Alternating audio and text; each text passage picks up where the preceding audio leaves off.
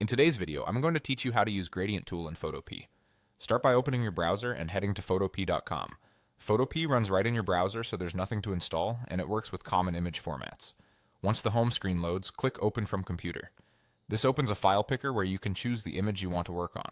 Select any photo or a blank canvas you've prepared, then confirm to load it into the workspace. Now let's access the Gradient Tool. Look to the toolbar on the left and find the Paint Bucket icon. The Gradient Tool shares the same spot, so click and hold on the paint bucket or right-click if needed to reveal the group. Choose Gradient Tool from that mini menu.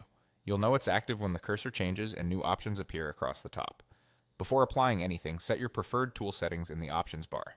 Use the Gradient Preview to open the Gradient Editor and choose your colors. You can pick from presets or customize by adjusting the color stops. Double-click a stop to change its color, add new stops for more tones, and move them to refine the blend.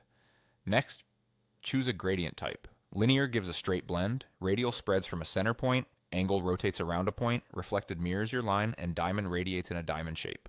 Adjust the opacity if you want the gradient to partially show your underlying image, and consider enabling dither to reduce banding for smoother results.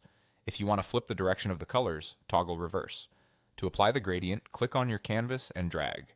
The direction you drag defines the angle, and the length of your drag controls how soft or sharp the transition is.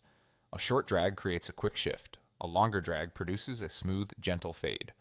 Hold shift while dragging to constrain the angle to common increments for cleaner alignment. For radial gradients, start near the center of where you want the glow and drag outward. Release the mouse to apply. Take a look at the result on your canvas.